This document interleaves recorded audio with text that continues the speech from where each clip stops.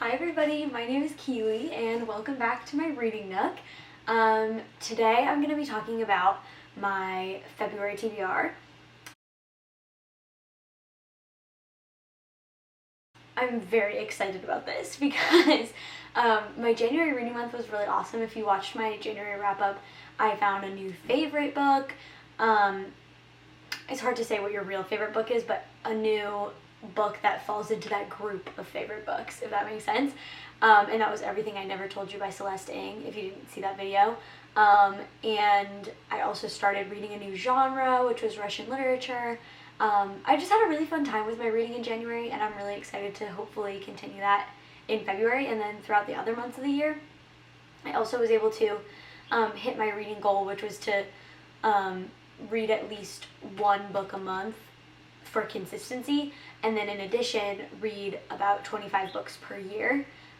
So I was on track for that because I think I read about 3 full books in January, and then I got about halfway through 2 others. So yeah, I'm super excited for February, and I don't have a ton on the reading list for February, but I am really pumped because I feel like the stuff that I do have on here is going to be really fun.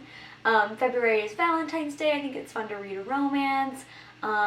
Yeah, so I'm really looking forward to it, and let's just get into it. The first book that I'm going to talk about is a book that I started in January, so it's in my January wrap-up, but I hope to finish in February, and that's Crime and Punishment by Theodore Dostoevsky. I'm taking a Dostoevsky class at school right now, so I am going to be finishing this because I have to for classes. But Crime and Punishment is an extremely famous book. It's about a murder, it's about guilt, it's about the human condition, it's about sort of taking the time to describe and dwell inside of that very uncomfortable feeling of like, okay, what does it mean to be a person? And what does it mean to act out on these things that you imagine in your head, you know? So it's dark, it's definitely dark, but I'm enjoying it. I'm enjoying the writing a lot.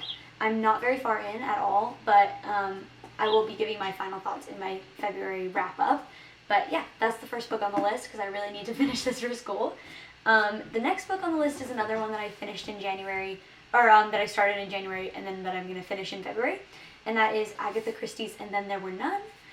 Again, I described this in my January wrap-up. I'm about halfway through, and this is a really popular Agatha Christie murder mystery where there's 10 people stuck on this deserted island, and they, one by one, start dying. And so it's kind of like, is it one of us? Is there someone else here with us that we don't know? Like, why are we all here together? So the mystery component of it is like very, very intriguing. And like I said, I'm about halfway through. I'm enjoying it so far, but I will be giving my final thoughts at the end of the month. So those are my 2 like carryovers from January. And then there will be 2 books that I want to read on top of that are just for funsies, for pleasure.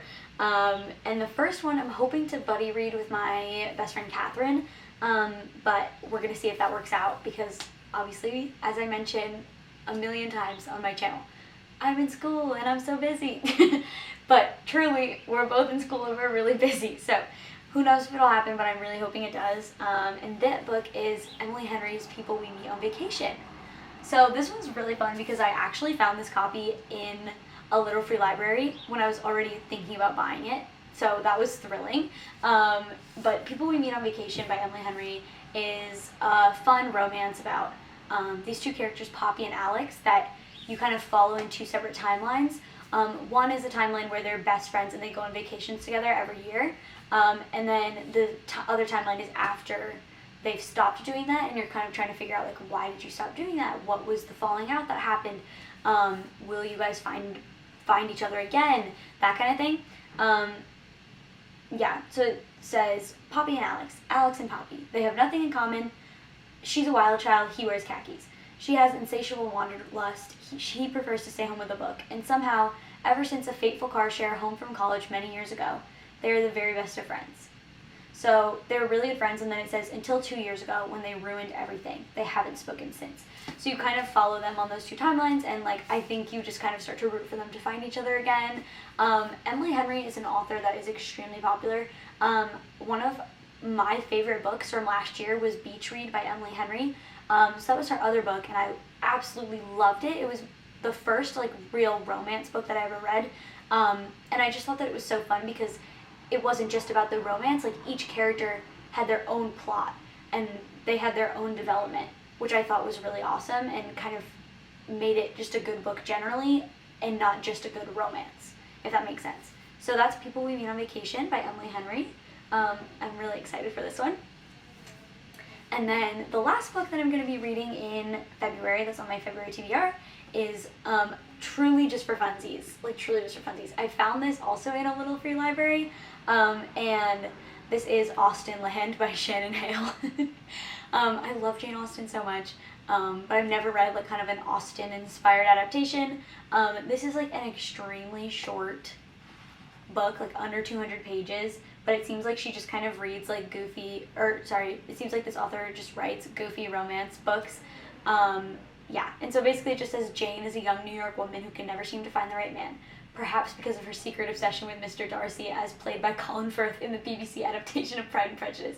And then she kind of goes on this romance journey herself and kind of imitates Pride and Prejudice. So I think it's going to be really short, really easy read, but I'm super excited about it, and I can't wait to tell you guys what I think of it in my February wrap-up. So that was all the books that I'm going to read this month, and yeah, I will see you next time. Thank you so much for hanging out with me in my reading nook. Have a really good February reading month. Thank you so much for being here. Bye.